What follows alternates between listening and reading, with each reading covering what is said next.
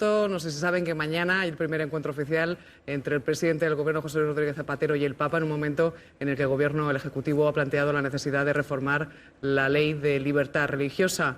Pues bien, el ministro de Justicia, Francisco Caamaño, lo explicaba así. Que si en el año 1980, cuando se aprobó esa ley, el número de entidades religiosas pertenecientes a minorías alcanzaba la cifra de 300, en este momento, y son datos de día de hoy, dicho número alcanza la cifra de 2.323. Y respecto de los lugares de culto, en la España del año 1980 estaban identificados 1.102 y en la España de hoy se superan los 4.000.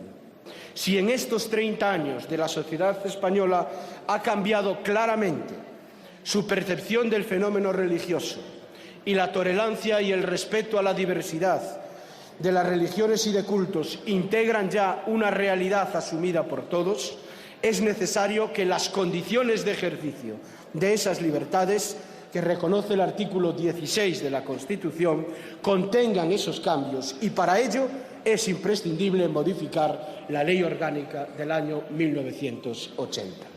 Precisamente esta reforma a la que refería el ministro de Justicia, Francisco Caamaño, será uno de los asuntos a tratar mañana en la reunión, en el encuentro entre el presidente del Gobierno, José Luis Rodríguez Zapatero, y el Papa Benedicto XVI en el Vaticano. Como decimos, un tema complejo que requiere tolerancia y sobre todo mucho debate, así que qué mejor lugar que la noche de debate de 59 segundos en la 1 de Televisión Española, para tratar este asunto. Como les decimos, una mesa amplia para escuchar las opiniones de todos. Somos muchos en esta mesa para debatir este asunto, así que, si me permiten, vamos a presentarles a todos nuestros invitados de esta noche. Empezamos por Francisco Delgado. Buenas noches. Él es presidente de Europa Laica. Bienvenido.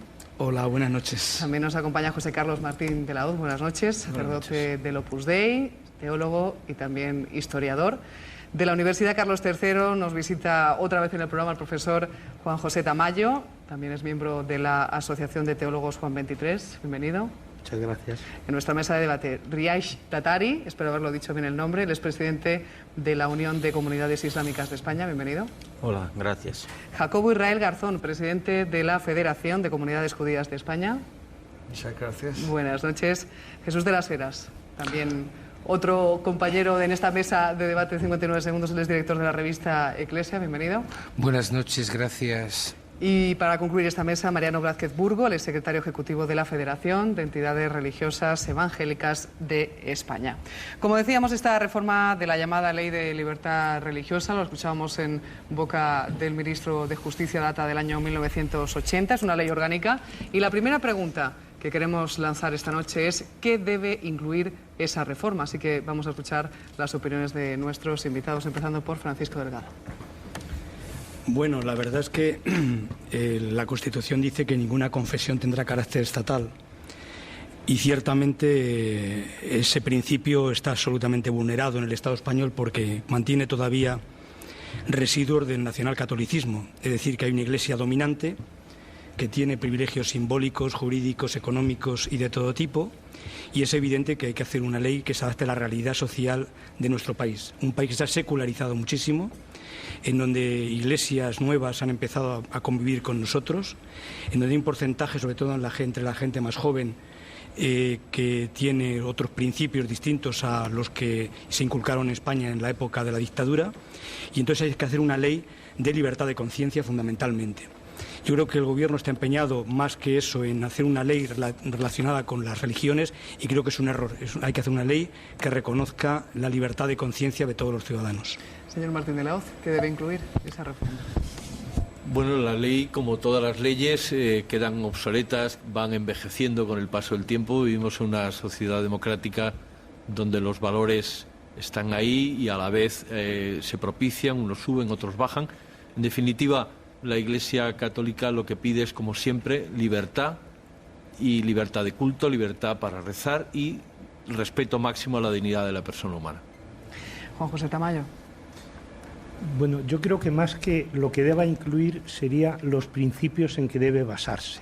Pues el primer principio es el que fija el propio título de la ley, la libertad de conciencia, es decir, para creer o no creer, y tanto a nivel individual como colectivo, y la libertad religiosa. Y aquí sí que el orden de factores altera el producto, y creo que debería llamarse Ley de Libertad de Conciencia y Religiosa, no como se va a llamar, creo, Ley de Libertad Religiosa y de Conciencia. El segundo principio es la igualdad de todas las religiones ante la ley. Ahora mismo hay libertad religiosa, pero no hay igualdad.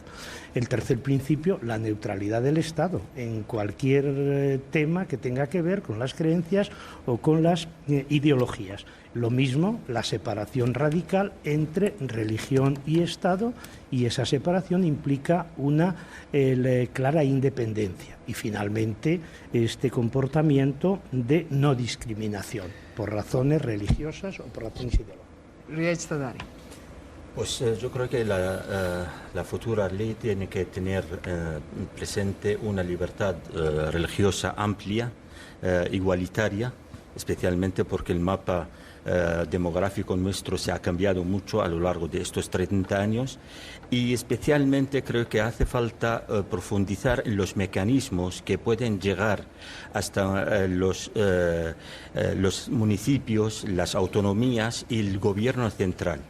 Si no contempla la ley estos mecanismos, vamos a repetir la misma situación anterior, es decir, no tener una aceptación de los legisladores y la gente, por ejemplo, que está al mando, tanto en municipios como en autonomías o en el gobierno central. Jacobo Herrera Garzón. Yo creo que en realidad el problema de una nueva ley es... Ha habido una cosa en el país importante, que es un cambio sociológico, y es necesario avanzar hacia una mayor neutralidad religiosa.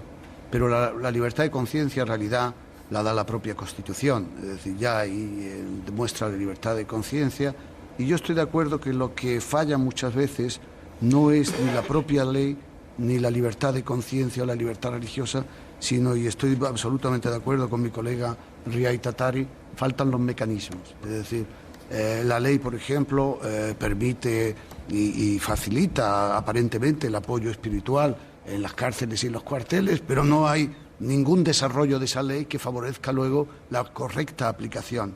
De la misma forma, la consecución de suelo para los fines religiosos y sociales de las confesiones o de otros grupos confesionales no está asegurado, y tampoco hay ahí ningún mecanismo. Jesús de la Sera. ¿Qué debe incluir la nueva ley? Pues un respeto, una valoración, una potenciación de la libertad religiosa como lo que es un derecho fundamental, inviolable, inherente a la dignidad de la persona, del cual se derivan otros derechos fundamentales. Es decir, no restringir libertades ni derechos, ampliar libertades. Y abundo en esta idea porque llevamos más de 2 años mareando la perdiz, los telespectadores me permitirán esta expresión coloquial, con el tema de la reforma de la Ley Orgánica de Libertad Religiosa. Y en segundo lugar, yo creo que es muy importante el que no se entre en la sospecha ni en el chantaje de hacer aparecer como un fantasma esta reforma de la ley según determinadas circunstancias o condiciones políticas o sociales. El hecho de la libertad religiosa es un bien superior que debe estar garantizado en la nueva ley como lo estaba en la anterior. Mariano Blázquez Furgo. Deberíamos obtener 5 o 6 resultados, si no, no nos vale. Yo los he calificado de la siguiente manera: una neutralidad religiosa verdadera, que afecte a todos los componentes de la administración y al propio rey de España, y que ponga freno a la confesionalidad latente que existe en este país. Un estatuto común de libertad religiosa para todos. Un Nelson Mandela que acabe pacíficamente con la división tradicional del clericalismo y anticlericalismo, y que proteja la pluralidad religiosa y les dé el lugar que les corresponde en la esfera privada y en la pública. Definición y límites de la actividad religiosa, transparencia económica y actuación democrática en el ámbito administrativo. Una cooperación integradora y para el bien común con las confesiones y, sobre todo, protección eficaz para los lugares de culto frente a los cierres que algunos ayuntamientos están realizando. A las palabras de Jesús de las Heras, aquí Francisco Delgado, el presidente de Europa Laica, decía que no con la cabeza, quería apuntar a... Hombre, primordialmente quien es el sujeto de derecho es el individuo.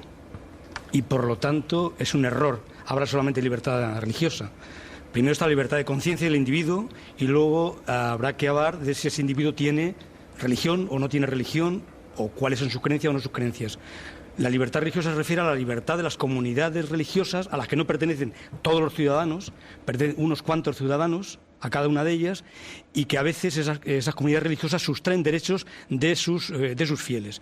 Por lo tanto, creo que es superior la cuestión del derecho de ciudadano a ciudadano fundamentalmente. Por eso creemos que es fundamental una ley en este momento en España, una ley de libertad de conciencia.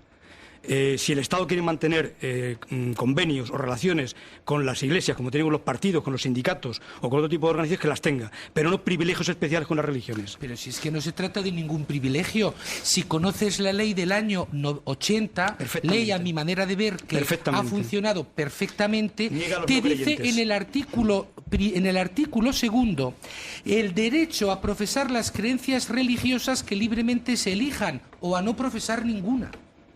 Entonces, si yo he hablado del derecho a la libertad religiosa y no he citado el derecho a la libertad de conciencia, entre otros motivos, Francisco, es porque el debate de este programa y la pregunta que se me ha realizado es sobre la ley de la reforma de libertad religiosa tal y como la entendemos ahora. También quiero referirme al tema que ya ha salido de alguna manera sobre una presunta situación privilegiada para la Iglesia Católica. El presunto privilegio es que, según las últimas estadísticas del CIS, el 77% de la población española se declara católica. Entonces, yo creo que si el porcentaje es el que es, así ha de ser también la ley.